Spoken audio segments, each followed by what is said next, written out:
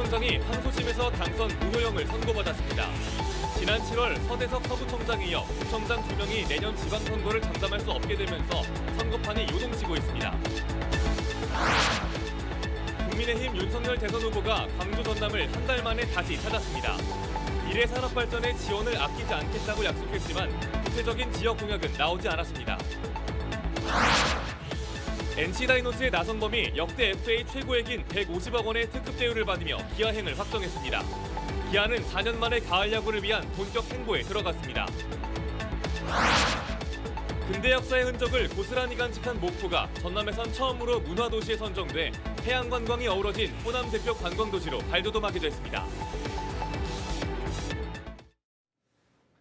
여러분 안녕하십니까? KBC 8시 뉴스입니다. 김삼호 광주 광산구청장이 항소심에서 당선 무효형을 선고받았습니다. 지난 7월에는 서대석 광주 서구청장이 금품 수수 혐의로 벌금 1,000만 원의 확정 판결을 받았는데요. 법원 판결로 광주 지자체장 2명이 내년 지방선거에서 재선을 장담할 수 없게 되면서 광주 지역 구청장 선거판이 요동치고 있습니다. 이상원 기자의 보도입니다. 공직선거법 위반 혐의로 기소된 김삼호 광산구청장이 1심에 이어 2심에서도 당선 무효형인 징역 1년에 집행유예 2년을 선고받았습니다. 항소심 재판부는 공직선거법 위반 일부 혐의에 대해 면소 판결을 내렸지만 김 청장의 항소 주장은 받아들이지 않았습니다. 부당한 방법으로 권리당원을 모집하고 공단 직원 등 150여 명에게 숙주나무를, 지인에게 30만 원의 골프 비용을 제공한 혐의는 모두 유죄가 인정됐습니다. 김 청장은 무죄 주장이 받아들여지지 않아 아쉽다며 대법원에 상고하겠다고 밝혔습니다. 여태까지 관행적으로 해왔던 일이고 선거와 관련돼서 어떠한 목적 의사도 없었는데 그게 선거와 관련된 점으로 유죄로 인정된 것이 못내 아쉽습니다. 지난 7월에는 서대석 서구청장이 금품 수수 혐의로 벌금 1,000만 원, 추징금 1,000만 원의 확정 판결을 받았습니다. 선거법이 아니라 직위상실형은 면했지만 도덕성에 치명상을 입어 당내 경선에서 불이익을 받을 가능성이 높습니다. 더불어민주당은 기초단체장 평가 하위 20%에게 페널티를 주겠다고 이미 밝혔고 두 구청장의 재판 결과는 공천심사에 악영향을 줄 것으로 보입니다. 검증이든 공관이든 그 자료들이 다 올라가기 때문에 정성적인 평가에 영향이 있을 수는 있겠죠. 법원 판결로 현역 구청장 2명의 입지가 흔들리면서 내년 지방선거를 준비하는 후보자들의 움직임이 빨라지고 있습니다. KBC 이상환입니다. 국민의힘 윤석열 대선 후보가 당 후보 선출 뒤 첫 지역 방문지로 찾았던 광주 전남을 한 달여 만에 다시 찾았습니다. 지역 미래산업 발전에 지원을 아끼지 않겠다고 약속하며 지지를 호소했는데 새롭고 구체적인 지역 공약은 나오지 않아 아쉬움을 남겼습니다. 이영길 기자입니다. 전날 전북을 방문한 뒤 광주를 찾은 국민의힘 윤석열 대선 후보는 광주에서 AI 중심 산업융합 집적단지 건립 예정지를 찾았습니다. 광주시는 윤석열 후보에게 AI 산업 육성 지원과 군공항 이전, 달빛 내륙철도 조기 착공을 건의했습니다. 4차 산업혁명 중심 도시로의 광주의 역할을 강조한 윤석열 후보는 세 가지 모두 적극 지원하겠다고 약속했습니다. 저도 차기 정부를 담당하게 되면 우리나라의 미래를 위해서 광주의 AI 산업에 정말 재정을 아끼지 않을 생각입니다. 하지만 광주 군공항 이전에 대해 미군과 협의해야 한다고 이야기하는 등 지역 현안에 대한 이해 부족을 드러내기도 했습니다. 오후에는 전남 동부권을 찾은 윤석열 후보. 순천에서 열린 전남 선거대책위원회 발대식에서 정권 교체를 다짐하고 광양에서는 광양항을 아시아 최고의 스마트 항만으로 키우겠다며 다시 지역 공약을 내놨습니다. 광양항을 활성화하기 위해서는 이 스마트 항만으로의 빠른 이 스마트 항의 구축이 필요합니다. 비록 새롭고 구체적인 지역 발전 공약을 내세우지는 못했지만 더불어민주당이 지역 방문을 멈춘 사이 국민의힘의 호남 구애는 계속되고 있습니다. KBC 이영길입니다. 국민의힘 윤석열 대선 후보가 광주를 방문한 자리에서 국민의힘 관계자가 이용섭 광주광역시장을 상대로 욕설을 해 논란이 일고 있습니다. 국민의힘 광주광역시당 관계자는 오늘 오전 윤석열 후보 방문을 앞두고 광주 북구 인공지능 데이터센터를 찾은 광주광역시 문화경제 부시장에게 전두환 발언과 관련한 이용섭 시장의 대처에 항의하는 과정에서 욕설을 섞어가며 발언했습니다. 광주광역시 부시장이 이에 대해 곧바로 항의하는 등 소동이 벌어졌고 이후 국민의힘 선대위원장이 부시장에게 대신 사과한 것으로 전해졌습니다. 더불어민주당 이재명 대선 후보와 이낙연 전 대표가 선대위 출범 후 50여일 만에 전격 회동하며 원팀 행보에 나섰습니다. 오늘 서울에서 오찬 회동을 가진 이재명 후보와 이낙연 전 대표는 4기 민주정부 창출을 위해 힘을 합치기로 하고 오는 27일 출범할 국가비전통합위원회 공동위원장을 함께 맡기로 했습니다. 이재명 후보는 이낙연 전 대표에 대해 민주당 승리를 위해 많은 역할을 했다며 제가 부족한 점을 많이 채워주실 것이라고 강조했습니다. 이에 이낙연 전 대표는 제가 활동하는 과정에서 이재명 후보 또는 당과 결이 다른 이야기를 할 수 있겠으나 이재명 후보가 이를 수용하기로 했다고 말했습니다. 네, 다음은 코로나 관련 소식입니다. 학교와 병원, 식당, 공공기관 등을 중심으로 산발적인 코로나19 확산이 이어지고 있습니다. 오늘 광주에선 서구의 한 음식점을 중심으로 손님 등 5명이 확진됐고 남구 목욕탕과 관련해 3명의 확진자가 나왔습니다.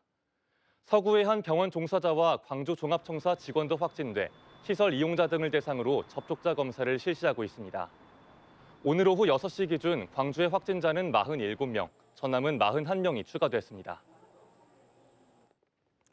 프로야구 NC 다이노스의 외야수 나성범이 역대 FA 최고액인 150억 원의 특급 대우를 받으며 고향팀인 기아행을 확정했습니다. 기아는 리그 최정상급 외야수를 품에 안게 되면서 4년 만에 가을 야구 진출을 위한 본격적인 행보를 알렸습니다. 김재현 기자의 보도입니다. 기아 타이거즈가 마침내 FA 최대어 나성범을 품에 안았습니다.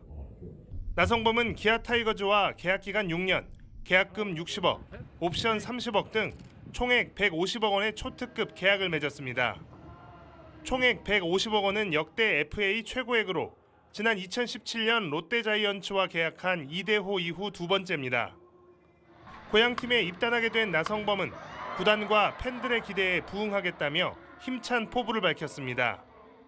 어렸을 때 야구 막 보러 다니고 그랬던 팀에 와서 또 기분이 좀 새롭고요. 이제 앞으로 이제 뛸 곳인데 그냥 빨리 팬분들 만나고 싶고요. 광주 진흥고와 연세대를 졸업한 나성범은 지난 2012년 NC에 입단한 이후 프로 통산 9시즌 동안 타율 3할 1푼 1리, 212홈런, 830타점 등을 기록하며 리그 최정상급 타자로 활약했습니다.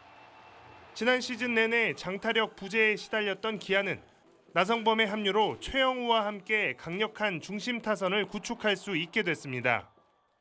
공수주 쪽에서 어느 정도 안정돼 있는 선수이기 때문에 전체적으로 다 밸런스도 잘 맞고 제일 중요한 거는 공격력이죠. 또 최원준의 상무 입대로 바닥나버린 외야 전력 보강에도 큰 도움이 될 것으로 기대하고 있습니다. FA 최대어 나성범의 영입과 함께 4년 만에 가을 야구를 노리는 기아의 도전이 본격화하고 있습니다. 기아 타이거즈 파이팅! KBC 김재현입니다. 내년 개교를 앞둔 한국에너지공대 켄텍의 첫 신입생 수시 모집 등록이 완료됐습니다. 아직 개교도 하지 않았지만 수시 모집 경쟁률이 24대 1을 기록한 데 이어 등록까지 일찌감치 마무리되면서 세계 유일의 에너지 특화대학에 대한 기대가 커지고 있습니다. 임소영 기자의 보도입니다. 한국에너지공대 켄텍의 내년도 수시 모집 일반 전형 합격자 90명이 모두 등록을 완료했습니다. 지난 16일 합격자 발표 이후 1차 충원에서 일찌감치 등록이 마무리됐습니다. 카이스트나 지스트 같은 과학기술 특성화 대학들이 2차 충원에 이어 추가 수시 등록을 진행 중인 점을 감안하면 개교 전인 신생대학으로 상당히 이례적입니다. 켄텍이라는 대학의 정체성을 정확히 우리가 알렸던 점, 그리고 이제 혁신적인 교육 과정, 그리고 미래 에너지 산업의 발전 방향까지 저희가 홍보했던 점도 주요했던 것 같고요. 켄텍의 돌풍은 수시 모집 과정부터 예고됐습니다. 90명을 모집하는 일반 전형에 2,000명 이상 지원하며 24대 1이 넘는 경쟁률을 기록했습니다. 과학기술 특성화 대학들 평균 경쟁률의 2배 이상 넘어선 수치입니다. 내년 3월 개교 준비도 순조롭습니다. 석학 교수 10명을 포함해 49명의 교수가 임용됐고 국내 최초로 미국 미네르바 강좌를 도입하는 등 혁신적인 교육 과정도 준비하고 있습니다. 대학 행정동과 강의동 건물의 건설 공정률도 60% 이상 진행됐고 내년 2월 말 준공 예정입니다. 전체 정원의 90%를 선발하는 수시 모집을 성공적으로 진행 중인 켄텍은 오는 30일부터 10명을 뽑는 정시 모집에 들어갑니다. KBC 임소영입니다.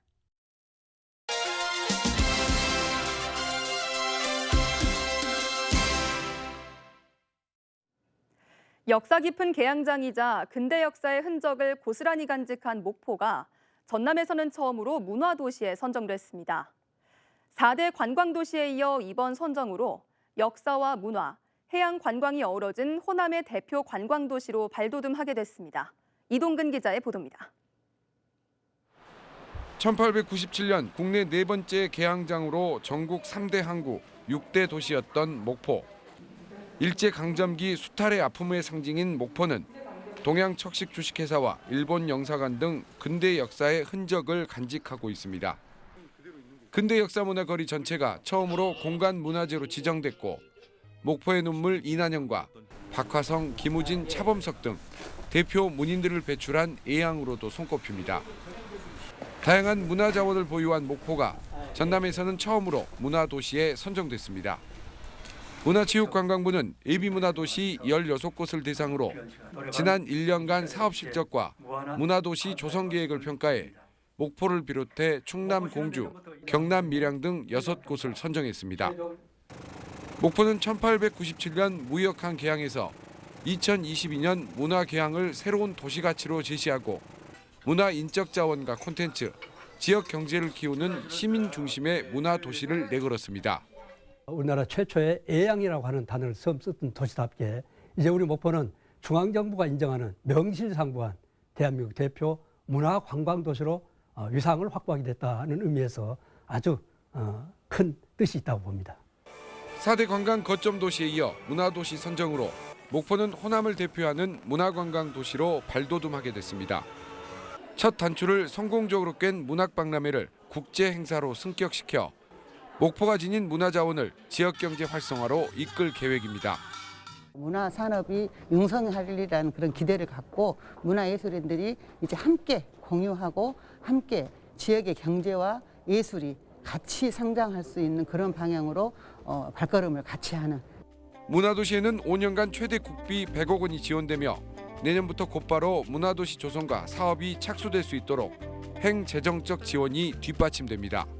KBC 이동근입니다. 네, 다음은 희망 2022 나눔 캠페인에 참여해 주신 분들입니다.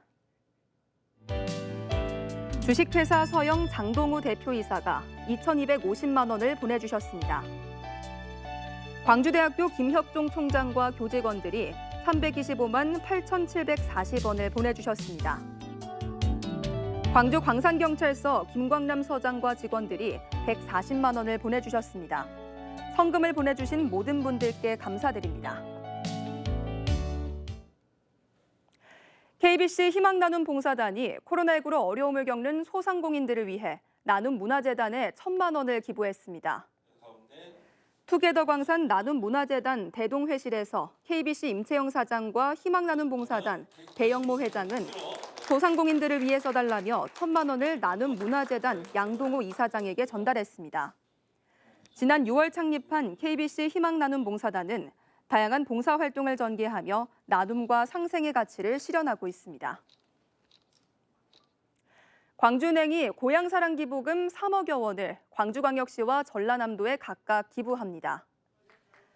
광주은행은 올 한해 광주 전남의 사랑카드 사용자들의 이용금액에서 적립된 광주 고향사랑기부금 1억 8천만 원을 이용섭 광주광역시장에게 전달한 데 이어 오는 29일에는 전라남도에 1억 2천만 원을 기부할 예정입니다.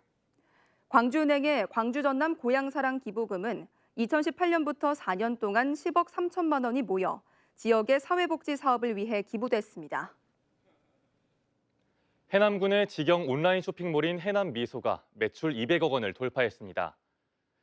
해남미소는 코로나19 위기 속에서도 대표 농산물인 배추와 김장재료 등이 인기를 끌면서 지난해보다 2배 가까운 218억 원의 매출을 기록해 10년 만에 역대 최대 매출을 달성했습니다.